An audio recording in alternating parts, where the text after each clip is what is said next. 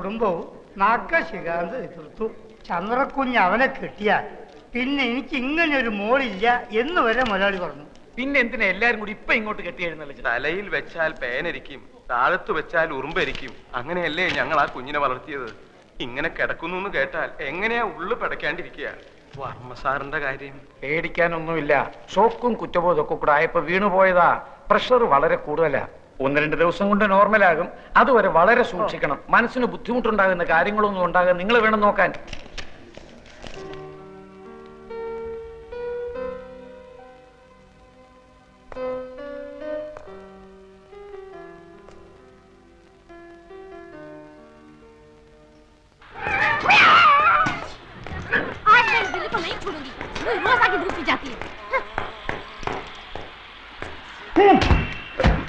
എവിടെയായിരുന്നു ഇന്നലെ രാത്രി മുഴുവൻ? ഇന്നലെ രാത്രി പാതി ചത്തൊരു ശവത്തിനെ നാട്ടിലെല്ലാം കൂടെ എന്നെ മടിയോട്ട് വെച്ച് തന്നില്ലേ? അവളെ താങ്ങി പിടിച്ചോണ്ട് ഞാൻ ആശുപത്രിയിലോട്ട് ചെന്നു. അവിടെ കുറെ പണ്ടാരങ്ങൾ എന്നെ പിടിച്ച് വലിച്ച് ആശുപത്രിയിലോട്ട് കയറ്റി. എന്നിട്ട് ഏതാണ്ട് ചവറ് പേപ്പറിലൊക്കെ ഒപ്പിടാൻ പറഞ്ഞു. ആ വെപ്രാളത്തിൽ ഞാൻ അവർ പറയുന്നിടത്തൊക്കെ ഒപ്പിട്ടു. അതോടെ ഞാൻ അവളുടെ നായരുമായി. എന്നിട്ട് ഈ പെട്ടി എന്റെ തലയിലോട്ട് വെച്ച് എന്നിട്ട് അവിടെ കുത്തിരിക്കാൻ പറഞ്ഞു. എങ്ങനെയെങ്കിലും ഇതും കൊണ്ട് രക്ഷപ്പെടാന്ന് വിചാരിച്ചപ്പോ നിന്റെ മുടിഞ്ഞ മാമ ഒലക്കയുടെ മൂടും അന്വേഷിച്ചോട്ട് കുറെ പോലീസുകാരായിട്ട് അവിടെ കളഞ്ഞു നടക്കുന്നു. ഇനി അയാളുടെ കണ്ണി പെട്ടിട്ട് പുലിവാലാക്കണ്ടെന്ന് കരുതി നിധി കാക്കുന്ന ഭൂതത്തെ പോലെ ഈ പെട്ടിയും കെട്ടിപ്പിടിച്ചോണ്ട് ഞാൻ അവിടെ ഇരിക്കുക. നേരം വെളുത്തപ്പോ അവളുടെ തന്തയും കുറെ ആൾക്കാർ ഒരു പട പോലെ അലറി വിളിച്ചോണ്ട് ആശുപത്രിയിലോട്ട് വന്നു. ആ തന്ത എന്നെ കണ്ടത് അലച്ചു കല്ലി എന്റെ കാലിലോട്ടും പിന്നെ അവിടുത്തെ തലയും കുത്തി താഴോട്ടും. വെട്ടിയിട്ടവൾ ഒരു സൈഡിൽ പെണ്ണും അവസാനത്തെ വലി വലിച്ചോണ്ട് തന്ത അപ്പുറത്തും. ആ തക്കത്ത് ഞാൻ പെട്ടി എടുത്തോണ്ടെങ്കിൽ ചാടി. അവൾ ഏതാണ്ട് കോടീശ്വരന്റെ മകളാണെന്ന് പറഞ്ഞ അതിലുണ്ടോ ഇരുത്തി നീ ആ പെട്ടി തുറന്ന് നോക്ക്. അതിന്റെ അകത്ത് എത്ര രൂപയുണ്ടെന്ന് എനിക്കറിഞ്ഞൂടാ. ചെറുതാണെങ്കിലും വിലയുള്ള പെട്ടിയാ. അകത്ത് കാര്യമായിട്ട് എന്തെങ്കിലും കാണാണ്ടിരിക്കില്ല. നിനക്ക് എന്റെ പേരറിയോ? അപ്പക്കുട്ടൻ നായർ. അത് പണ്ട്. ഇപ്പൊ ആൽഫി. ആൽഫി അതെന്തോ തിന്നുന്ന സാധനത്തിന്റെ പേരല്ലേ? അല്ല, അത് കുൽഫി. അതെ, കുൽഫി. ഇത് ആൽഫി, ആൽഫ്രഡ് ഫെർണാണ്ടസ്. ആ പെണ്ണ് തന്തയായിട്ട് പിണങ്ങിയിട്ട് പ്രേമിച്ച് കെട്ടിയവന്റെ പേര്. അപ്പൊ അവനോട് പോയി? ഈടെ അവനെ ആരും കണ്ടിട്ടില്ല.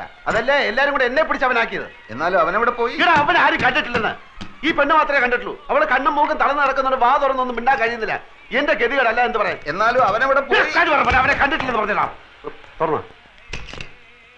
ഇതെന്താ വലിയ പെട്ടിക്കകത്തൊരു ചെറിയ പെട്ടി? പെട്ടിയല്ലടാ, കമ്പ്യൂട്ടർ.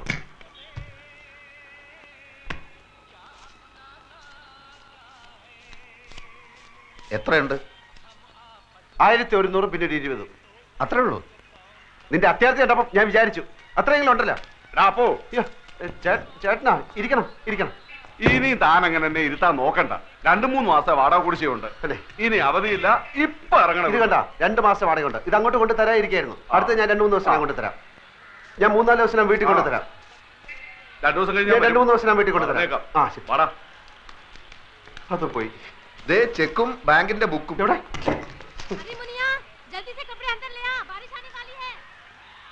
എന്റെ അമ്മോ, 23 ലക്ഷം അവളുടെ അക്കൗണ്ടിൽ ബാങ്കിലുണ്ട്. പടച്ചോനെ, 23 ലക്ഷം.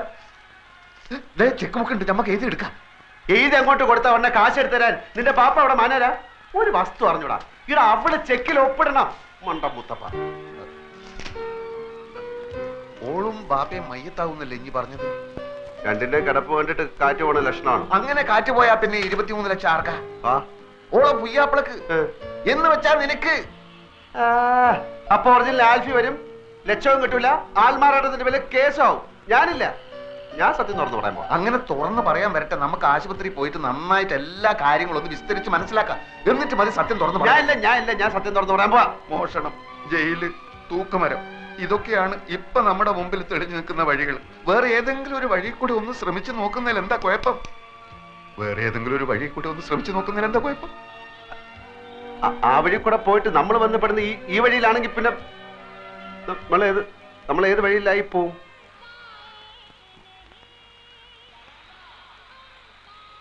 പോയി നോക്കണോ?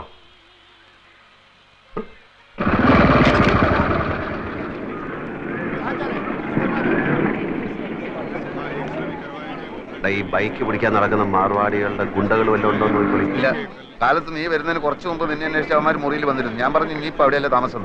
നീ എന്താ പറയാത്ത? നീ എന്താ ചോദിക്കാൻ? കണ്ട കോളിന് കുറെ കാലം കിടക്കണ്ടതാ. ആരെയും വെറുപ്പിക്കണ്ട. ബാഗിനകത്ത് മൂടി വെക്കാനല്ല, കാശും തന്ന് തന്നെ കണക്കപ്പിള്ള എന്ന് പറഞ്ഞ് ഇവിടെ കുത്തി നിർത്തിയിരിക്കണേ. ആവശ്യത്തിന് കൊടുക്കാനാ. ഇവിടുത്തെ പണിക്കാരെ ആരെന്ത് ചോദിച്ചാലും അത് അങ്ങോട്ട് കൊടുക്കുക. കൊടുക്കാം. ആ, ആ. അയ്യോ എവിടേക്കാ പോണേന്ന് വെച്ചാ പറഞ്ഞിട്ട് പോണ്ടേ. ഫോൺ നമ്പറും ഇല്ല, അഡ്രസ്സും ഇല്ല. എന്താ കാര്യം? വർമ്മ സാറ് ബോധം വന്നപ്പോ മുതൽ നിലവിളിക്കുക, ആൽഫി ഞാനിപ്പോ അതിനെന്ത് ചെയ്യണം? ഒരച്ഛന്റെ വിഷമം മനസ്സിലാക്കണം. പറയുന്നത് കേൾക്കല്ലാതെ മറിച്ചൊന്നും പറഞ്ഞ് അങ്ങേരെ വിഷമിപ്പിക്കരുത്. മോന് പുണ്യം കിട്ടും. വാ വാ.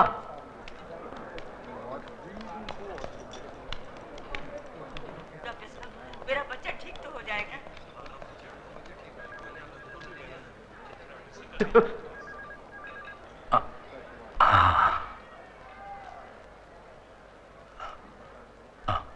അടുത്ത് വരൂ.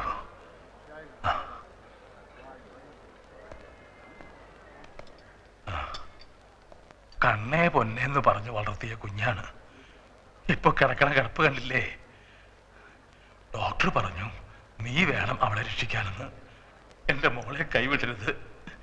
ഒന്ന് പറയൂ ഇരവി, എന്നോട് മാപ്പാക്കണമെന്ന് പറയൂ. പിണക്കവും പരിഭവവും ഒന്നും ഇല്ലാന്ന് എന്നോട് പറഞ്ഞു കഴിഞ്ഞു.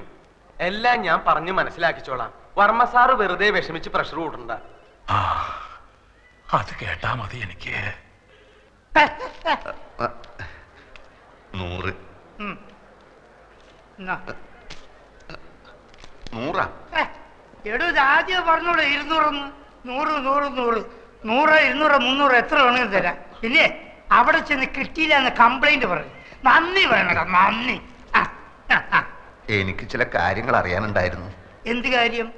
ചന്ദ്രയ്ക്ക് രാവിലെയാ ബോധം തെളിഞ്ഞത്. എല്ലാം കാണാം, എല്ലാം കേൾക്കാം, എല്ലാം മനസ്സിലാക്കാം, പക്ഷെ സംസാരിക്കാൻ കഴിയില്ല.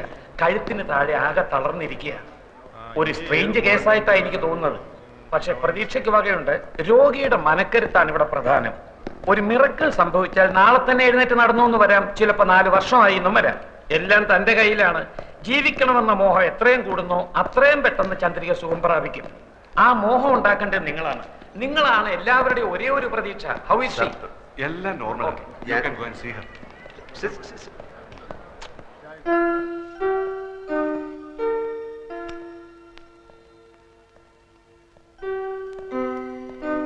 കൊച്ചെ, എനിക്കൊരു കാര്യം പറയാനുണ്ട്. എല്ലാരും കൂടെ എന്നെ തെറ്റി.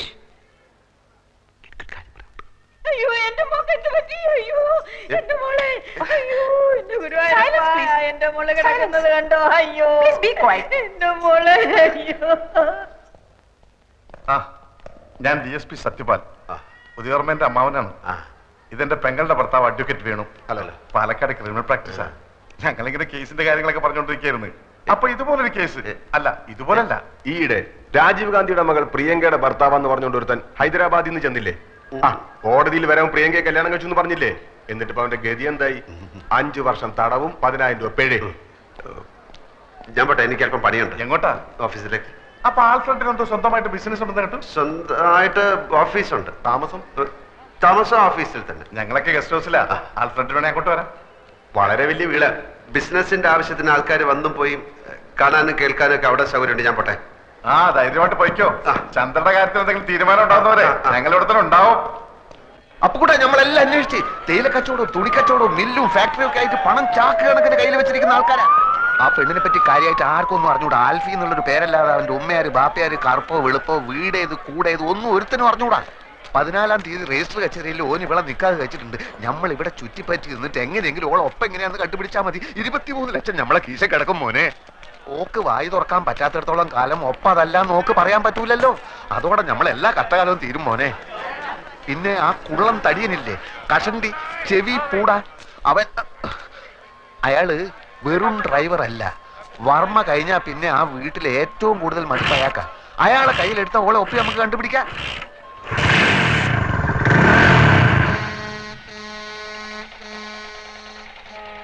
ഇനി എന്താടാ ഒന്നും മിണ്ടാത്തത്? നീ പടച്ചോനെ കണ്ടിട്ടുണ്ടാ? ഇല്ല, കണ്ടിരുന്നെങ്കിൽ ഒന്ന് ചോദിക്കായിരുന്നു. എന്തിനാ ഇങ്ങനെ എന്നെ പടച്ചു വിട്ടതെന്ന്. എന്നാ പടച്ചോനെ നമ്മൾ കണ്ടിട്ടുണ്ട്. എവിടെ വെച്ച്? പലയിടത്തും വെച്ച്, പല രൂപത്തിൽ. ഒരിക്കല് ബസ്സിൽ ടിക്കറ്റ് എടുക്കാൻ 20 പൈസ കുറവായപ്പോ സ്കൂളിൽ പഠിപ്പിച്ച പണിക്കര മാഷ രൂപത്തിൽ വന്ന് 20 പൈസ തന്ന്.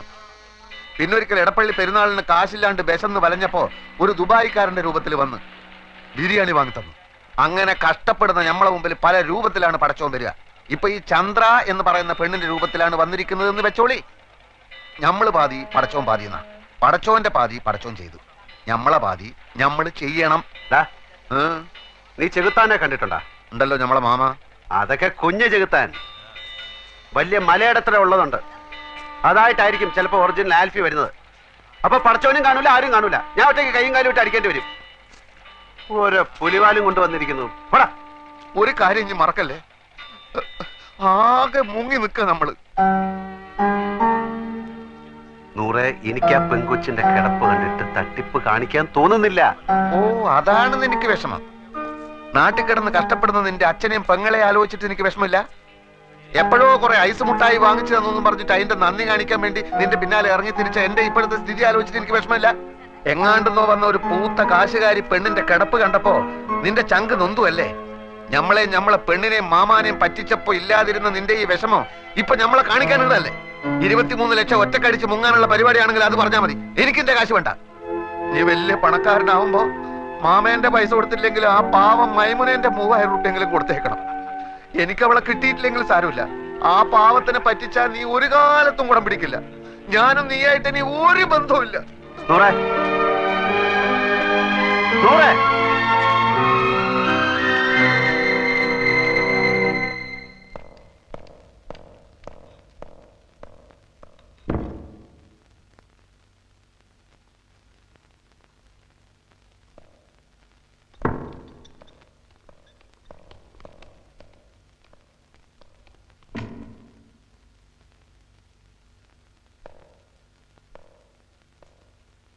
കൊച്ചേ, നിനക്കെല്ലാം കാണാനും കേൾക്കാനും പറ്റുമെന്ന് എനിക്കറിയാം. I am Appukuttan. എന്റെ പേര് അപ്പുക്കുട്ടൻ എന്നാ. വഴി വെച്ച് നാട്ടുകാരെല്ലാം കൂടെ നിന്നെ എന്റെ തലയിൽ വെച്ച് തന്നതാ. ഇവിടെ കൊണ്ട് ഞാൻ ഇറക്കി. അതോടെ അവരെല്ലാം കൂടെ പിടിച്ച് എന്നെ നിന്റെ ഭർത്താവാക്കി. ഇടിവെട്ടി അവന്റെ തലയിൽ പാമ്പ് കടിച്ചു എന്ന് കേട്ടിട്ടുണ്ടോ? ആ ഗതിയാ ഇപ്പൊ എന്റേത്. അതുകൊണ്ട് സത്യം തുറന്ന് പറഞ്ഞേക്കാമെന്ന് കരുതിയാ ഇപ്പൊ ഞാൻ വന്നത്. അപ്പൊ ഇവിടെ ആരുമില്ല, എല്ലാരും നല്ല ഉറക്കം. നാളെ ഞാൻ വരും, ഉള്ള സത്യം അങ്ങ് തുറന്ന് പറഞ്ഞേക്കും. കേട്ടില്ല എല്ലാം? ഇപ്പൊ ഞാൻ പോന്നു. Good night.